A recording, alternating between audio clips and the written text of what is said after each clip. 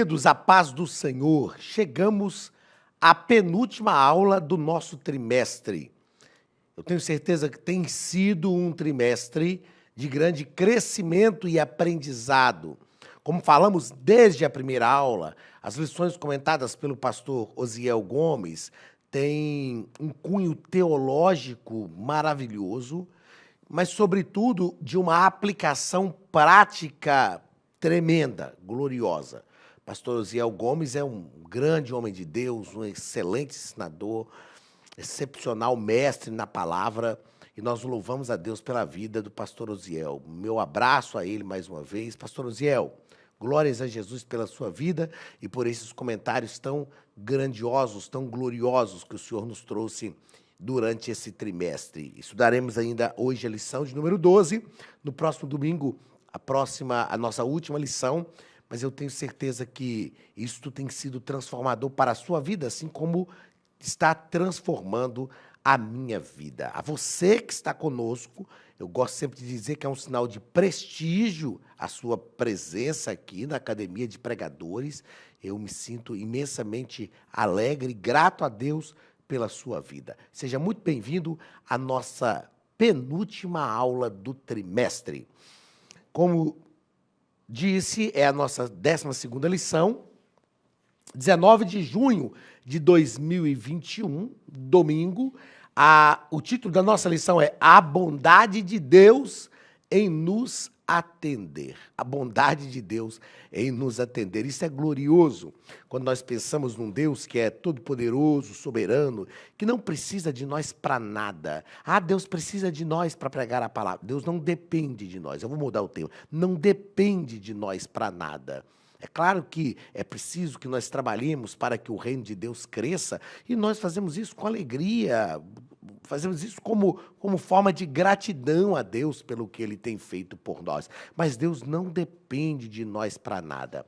Glórias a Jesus, porque Deus tem sido bondoso, glorioso para conosco, e a sua graça está sendo derramada sobre a nossa vida. E, sobretudo, Deus tem prazer em nos atender.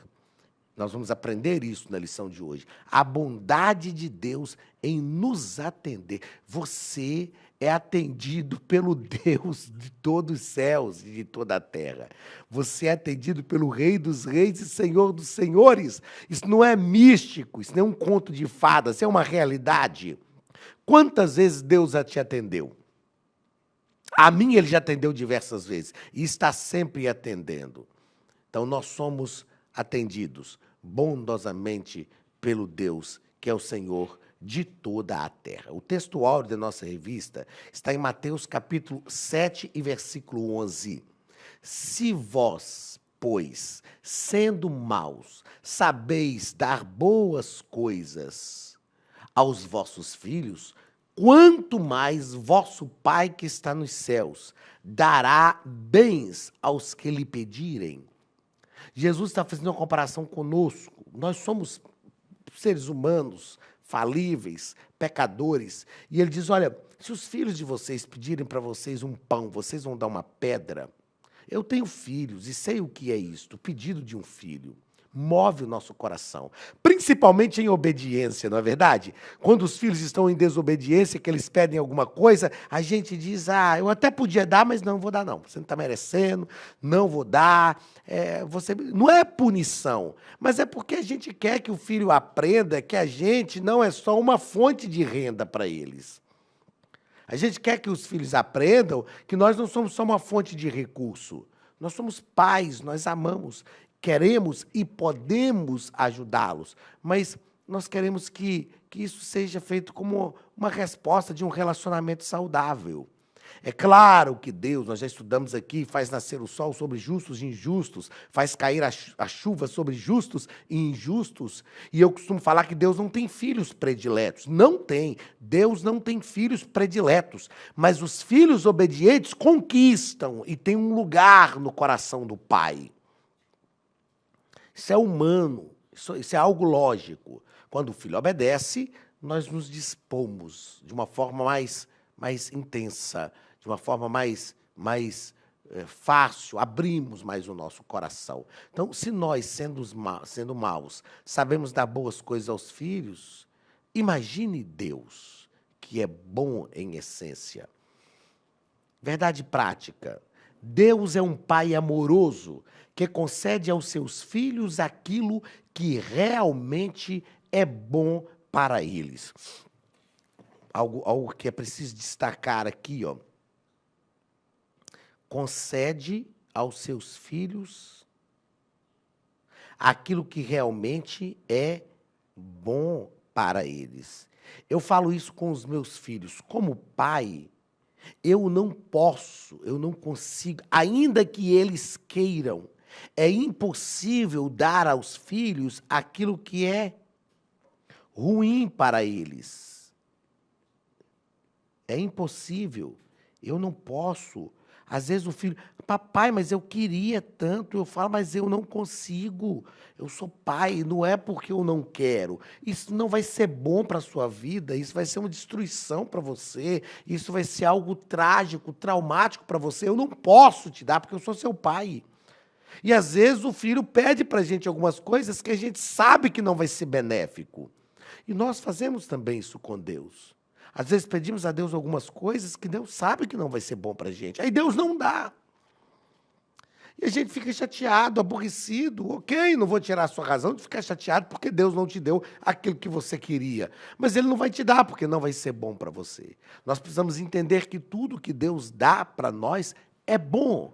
Tudo que Deus faz é bom e gera bondade na nossa vida. A verdade prática, não, a palavra-chave, bondade. Bondade não é só, quero que você entenda isso aqui, ó. Bondade não é só aquilo que é bom. Não é só o que é bom. Bondade é o que promove coisas boas. Bondade não é só o que é bom. Bondade é o que promove coisas boas. Não é? Então, às vezes nós queremos algo, mas parece que isso é tão bom, mas não vai promover coisas boas. Talvez é bom momentaneamente. Talvez é bom para aquela circunstância, para aquela situação momentânea que a gente está enfrentando, mas não promove coisas boas. Então, Deus sempre vai nos dar, pela sua bondade, aquilo que é bom, mas também aquilo que promove boas coisas. Textual. Leitura bíblica em classe. Agora há pouco eu li a verdade prática e, em vez da palavra-chave, estava falando verdade prática. Agora estou falando texto áureo. Leitura bíblica em classe. Está em Mateus capítulo 7, do versículo 7 ao versículo 20, que nos diz o seguinte: Pedi e dar-se-vos-á. Buscai e encontrareis. Batei e abrir-se-vos-á. Porque aquele que pede, recebe, e o que busca, encontra, e ao que bate, se abre. E qual dentre vós é o homem que, pedindo pão o seu filho, lhe dá uma pedra? E pedindo-lhe peixe, lhe dá uma serpente? Se vós, pois, sendo maus, sabeis dar boas coisas aos vossos filhos, quanto mais vosso Pai que estás nos céus dará bens aos que lhe pedirem? Portanto, tudo que vós quereis que os homens vos façam, fazei-lhe também vós, porque esta é a lei e os profetas. Entrai pela porta estreita, porque larga é a porta, e espaçoso o caminho que conduz à perdição, e muitos são os que entram por ela. E porque estreita é a porta, e apertado o caminho que leva à vida, poucos há que a encontrem. Acautelai-vos, porém, dos falsos profetas, que vêm até vós vestidos como ovelhas, mas interiormente são lobos devoradores. Por seus frutos os conhecereis. Porventura, colhem-se uvas dos espinheiros, ou figos dos abrolhos? Assim toda árvore boa produz bons frutos, e toda árvore má produz frutos maus. Não pode a árvore boa dar maus frutos, nem a árvore má dar bons frutos. Toda árvore que não dá bom fruto, corta-se e lança-se no fogo. Portanto, pelos seus frutos os conhecereis. O que nós vamos estudar na aula de hoje são algumas orientações, pelo menos 2 orientações de Jesus que estão inseridas neste texto. A primeira orientação de Jesus é a bondade de Deus ao nos atender, a entendermos que Deus é bom e nos dá coisas boas que promovem boas coisas na nossa vida. A segunda coisa, o segundo princípio, o segundo ensinamento, a segunda coisa que nós vamos estudar na lição de hoje é nos acautelar dos falsos mestres, falsos profetas. É claro que os falsos profetas sempre vêm falando aquilo que nós gostamos de ouvir. Como diz o texto que nós lemos, vêm vestidos de ovelhas e sempre vêm com palavras que são persuasivas, envolventes e falando aquilo que nós gostamos, que trabalha a nossa mente. Porém, nós precisamos compreender e entender quem são os falsos profetas e sair fora deles. Pedir a Deus que nos livre deles, porque, não obstante falarem coisas que são agradáveis aos nossos ouvidos, falam coisas que são destrutivas para a nossa vida, ok? Queridos, a Academia de Pregadores tem um recado para você. Olá, queridos alunos e alunas da Academia de Pregadores, que bom ter você conosco neste momento tão especial. Estamos aqui para apresentar a nova plataforma da Academia de Pregadores, que foi construída ao longo dos últimos meses com muito carinho, um grande investimento, para levar até você não somente um conteúdo de excelência, mas também tecnologia de ponta. Veja comigo. Os cursos estão organizados por trilhas na página principal. Aqui você encontra sugestões, lançamentos, temas específicos e outras categorias. No final da página tem uma trilha com todos os cursos. Após começar os seus estudos, a primeira trilha será Continuar assistindo, que mostra somente os cursos iniciados por você. Sobre a capa do curso, consta o número de aulas, a carga horária e um botão para adicionar aos favoritos. Nesta seta, você pode expandir e ver um vídeo de introdução. Para fazer login, clique no avatar no canto superior direito e insira o seu e-mail e senha usados no cadastro. Caso tenha esquecido a senha, é só clicar neste link, preencher o e-mail cadastrado e a senha será enviada. No canto superior esquerdo fica o novo menu do portal. Ao abrir um curso pela primeira vez, você vê as informações do curso e do professor. E na lateral, ou logo abaixo, se for no celular, está a lista de módulos e aulas. Algumas aulas iniciais podem ser grátis e qualquer pessoa que fizer um cadastro rápido pode assistir. Após se matricular, aqui você vê as aulas concluídas, aulas liberadas ou agendadas. Você pode adicionar os favoritos, dar uma nota ao curso e acompanhar o seu progresso. E se você sair do curso e retornar depois, o sistema vai abrir exatamente a última aula assistida. Se estiver no computador, use esta seta para ampliar a tela. Logo abaixo da videoaula você encontra os links para baixar anexos, como áudio e apostilas. E neste campo em branco, pode fazer as suas anotações enquanto assiste. Depois é só imprimir ou salvar. Quando terminar o curso, clique no botão Emitir meu certificado e ele será gerado automaticamente no mesmo instante e sem custo. Clicando no avatar, você tem acesso ao seu perfil e histórico de pagamento. Em Meus Cartões, pode adicionar um novo cartão de crédito para fazer o pagamento do seu plano. Se você já era nosso aluno e seu cartão não aparece aqui, adicione um cartão na nova plataforma.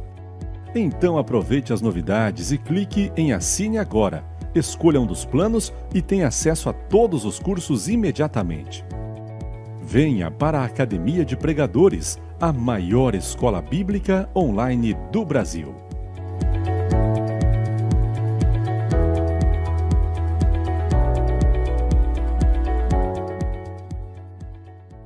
Vamos aos comentários da nossa lição. O primeiro ponto da lição de hoje vai tratar sobre a bondade de Deus.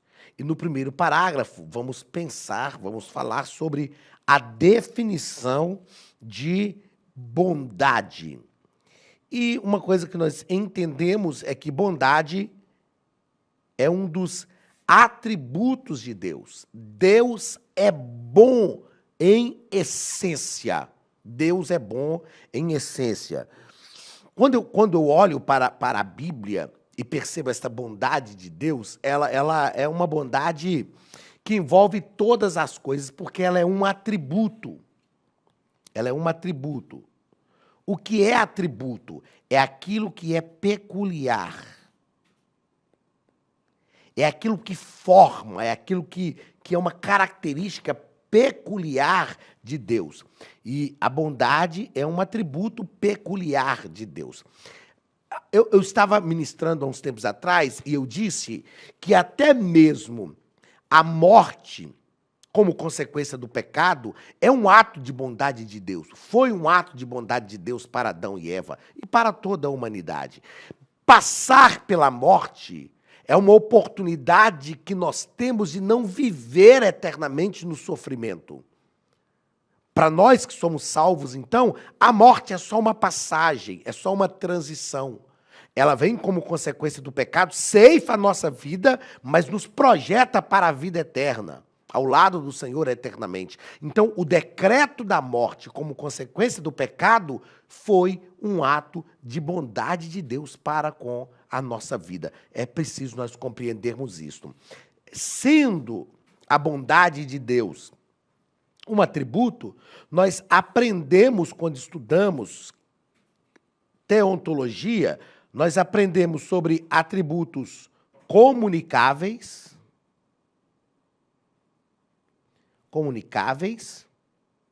e atributos incomunicáveis.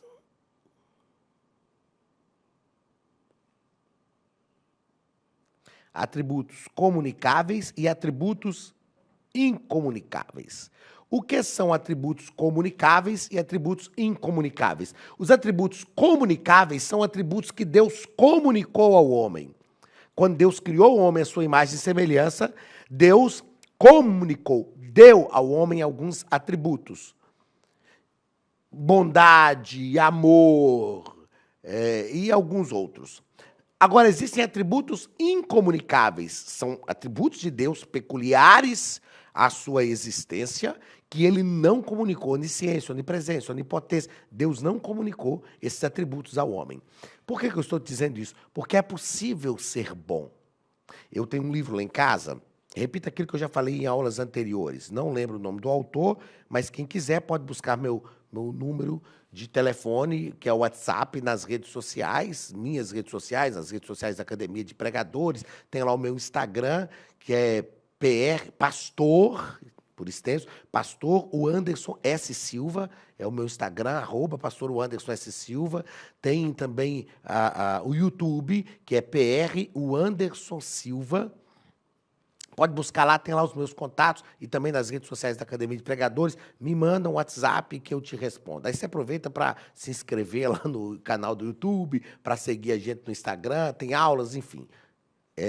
E eu te passo o nome. Ah, pastor, eu quero o nome do autor daquele livro que você citou na aula de número 12. O nome do livro é Quando Ser Bom Não Basta. Esse livro, Quando Ser Bom Não Basta. É um livro maravilhoso. Quando Ser Bom Não Basta. Esse livro foi uma indicação da Meire, esposa do meu amigo Joedson. São pastores hoje em Portugal. A Meire leu esse livro, me indicou, eu comprei, estava esgotado, mas eu consegui comprar, né, pela internet. E esse livro, o autor fala, eu já citei esse livro em uma outra aula, o autor fala que não basta ser bom, É preciso querer ser bom e gostar de ser bom. É preciso lutar para ser bom. Nós não podemos ser bons só por uma imposição social. O ambiente de igreja, de comunidade de fé, me empurra para isso. Mas eu preciso querer ser bom, ter uma essência boa. E isto é possível. Isto é possível com a graça de Deus na nossa vida. Então, a bondade é um atributo de Deus. A bondade de Deus é um atributo. E é algo que Deus comunicou a nós. Por isso, todos nós podemos também ser bons. Segundo parágrafo deste primeiro ponto, a bondade de Deus no aspecto bíblico. A bondade de Deus na Bíblia. Deus é bom por natureza. Por isso, João disse que ele é amor e fonte de toda benignidade, de modo que podemos expressar e revelar o real e verdadeiro bem. O real e verdadeiro bem é transcendente e está de modo que podemos expressar que o real e verdadeiro bem é transcendente e está em Deus. Eu escrevi isso aqui e vou fazer questão de escrever. Deus é bom em essência. Deus é bom em essência. A bondade de Deus é uma bondade essencial. O que é esta bondade essencial? Deus não precisa se esforçar para ser bom. Nós precisamos.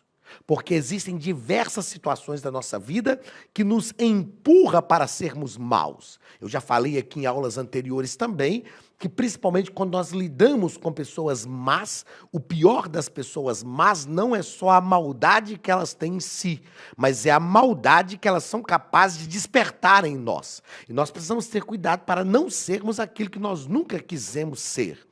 Então, nós precisamos nos esforçar para ser bom. Querer ser bom é o que diz o autor do livro Quando Ser Bom Não Basta. Deus não.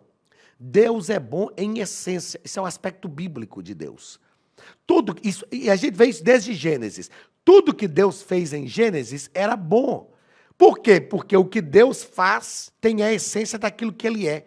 Assim como tudo que nós fazemos tem a essência daquilo que nós somos.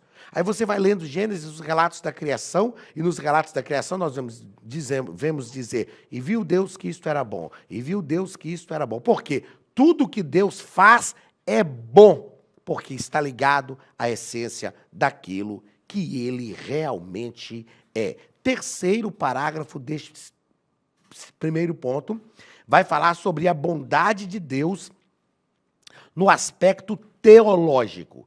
Aspecto bíblico e agora aspecto teológico. Teologicamente, o termo bondade é amplo e envolve santidade, retidão, verdade, amor, benevolência, graça e misericórdia. Olha só, logo fica evidente que apenas o Deus da Bíblia é verdadeiramente bom. Eu fiz uma observação aqui nesse ponto, dizendo o seguinte, deixa eu mudar, só Deus, eu gosto de dizer isso aqui, ó, só Deus paga Ele mesmo a Ele mesmo ou a Ele próprio, deixa eu tirar para não ficar repetitivo, como eu escrevi ali, a Ele próprio o preço para a salvação do ser humano.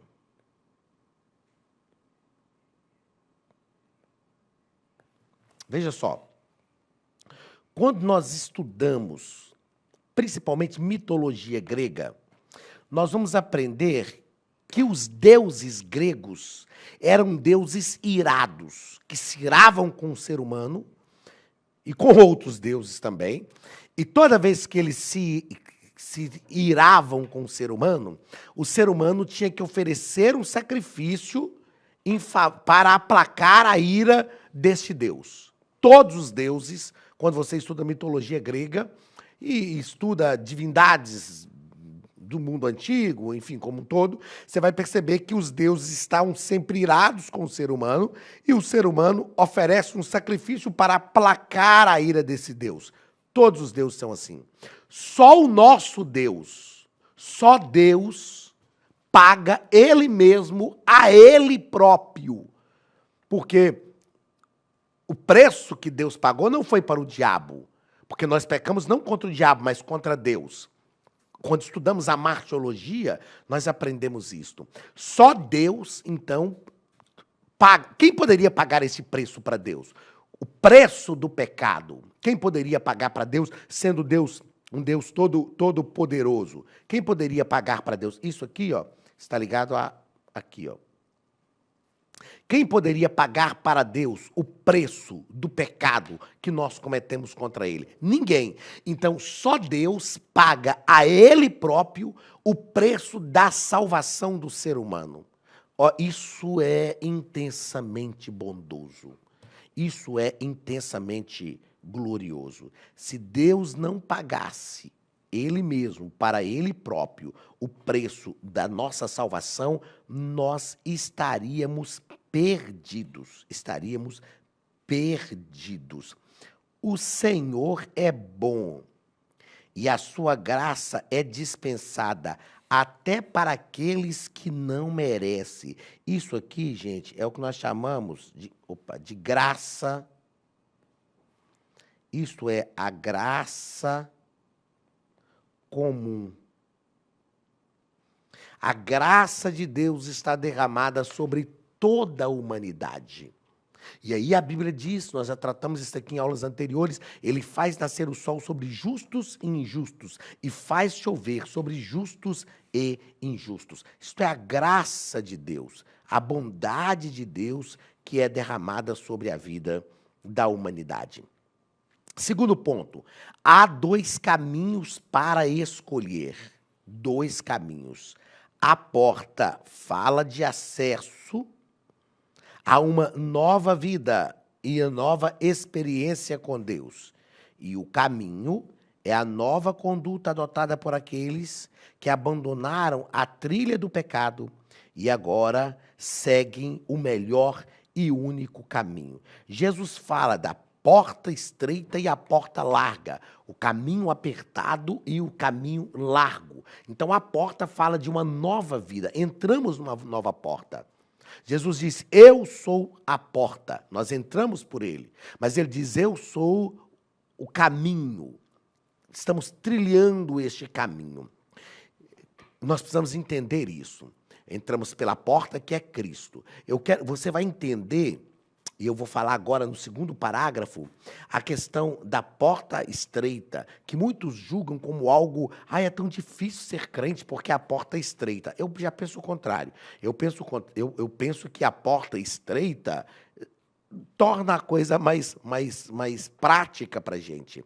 Então, tudo depende do ponto de vista que nós enxergamos. Vamos lá, segundo ponto. Então, vimos aí no primeiro ponto sobre o que é a porta e o que é o caminho. A porta é uma nova vida e o caminho é uma nova conduta. Segundo parágrafo desse segundo ponto. O que as duas portas e os dois caminhos ilustram para nós? É claro que essas duas portas, esses dois caminhos, como nos diz aqui o nosso comentarista, mostram que há um único caminho que pode conduzir o pecador à vida e um único caminho que conduz o pecador à morte. São duas escolhas. Aliás, duas escolhas não. Uma escolha que nós fazemos, são duas propostas e uma escolha. Agora, quando eu penso na porta estreita, a porta estreita, para mim, ela tem a visão de que proporciona a passagem de somente uma pessoa por vez. Ó, na porta estreita,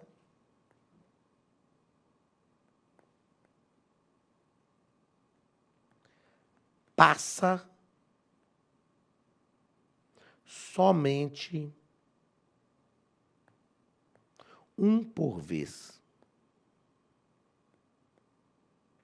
Isso, para mim, aqui, é algo que eu compreendi no Evangelho de Porta Estreita. E ao invés disto aqui ser algo ruim, isto é algo maravilhoso, porque fala de individualidade. Na porta estreita não passa um monte de ovelha de uma vez, passa uma só, de cada vez. É um trato individual do pastor com a ovelha. É melhor passar na porta estreita porque nós somos identificados, somos tratados pessoalmente. Nós não somos tratados por Jesus simplesmente no rebanho, no meio do rebanho. Jesus trata com o rebanho como um todo, mas ele trata também com indivíduos. A porta estreita é algo maravilhoso, porque nos individualiza, nos põe direto em contato com o nosso pastor. E terceiro parágrafo, a escolha entre os dois caminhos. Há só dois caminhos. E há um caminho só para nós escolhermos. Não tem como andar com um pé lá e outro cá. Então, é importante entendermos. E é interessante que no texto da leitura bíblica em classe, Jesus disse que, por ser a porta estreita e o caminho estreito, muitos existem que não encontram este caminho. Porque é mais, humanamente falando, é mais fácil entrar na porta larga, andar pelo caminho largo. É mais fácil, mais simples. Mas entrar no caminho, na porta estreita, e andar no caminho estreito é melhor. Uma coisa é o que é mais fácil, outra coisa é o que é melhor. Nem sempre o que é melhor é o mais fácil. Nós precisamos decidir não pelo que é mais fácil, mas pelo que é melhor. Eu vou fazer questão de escrever isso aqui, ó, porque para os nossos professores de escola dominical fica bom para você pensar nessa ideia. Melhor é diferente do mais fácil. Nós precisamos sempre optar pelo melhor e não pelo mais fácil. Precisamos optar pelo melhor e nem sempre o que é melhor. Aliás, eu sempre digo que o que é melhor é mais difícil.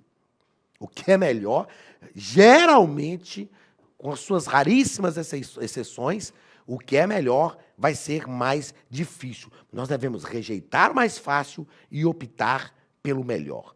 Terceiro ponto da nossa lição, a mentira dos falsos profetas. Primeiro parágrafo, o cuidado com as falsas aparências. O nosso comentarista nos propõe que o crente precisa ter todo o cuidado e estar constantemente em oração, buscando discernimento espiritual para não ser iludido pela boa oratória e pelas palavras bonitas dos que se dizem profeta, mas não são. Sabe o que nós precisamos nesse aspecto aqui? De discernimento.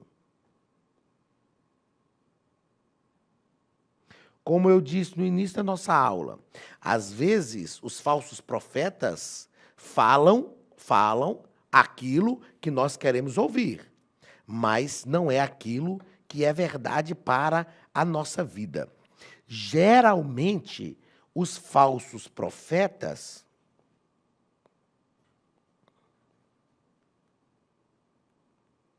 se identificam melhor com os falsos crentes.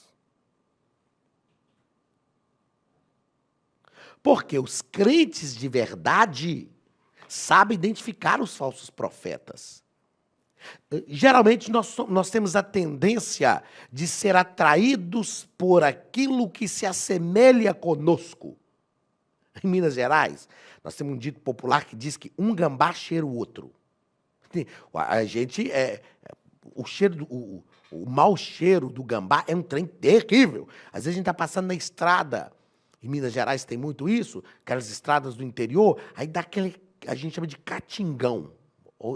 Acostuma com essas expressões mineiras. Na EBD aqui, quem me assiste já há quase 6 anos sabe disso, aquele catingão, aquele fedor, mau cheiro, aquele odor terrível. A gente fala, nossa Deus, que catinga de gambá.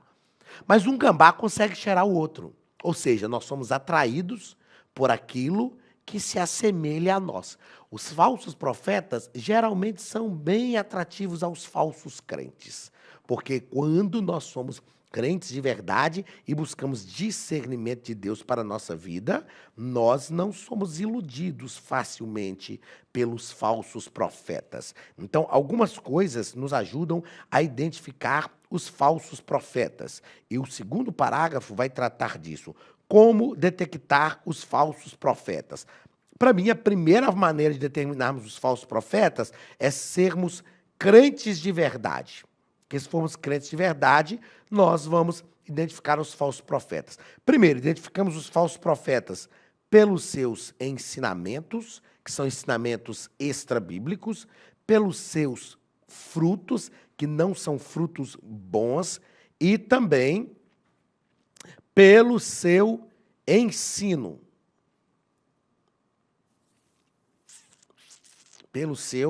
E também não, né? Que nós já tratamos aqui pelo seu ensino.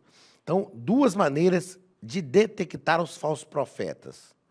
Primeiro, pelos seus ensinos. E segundo, pelos seus frutos, que são frutos maléficos. Terceiro parágrafo do terceiro ponto. Uma análise criteriosa.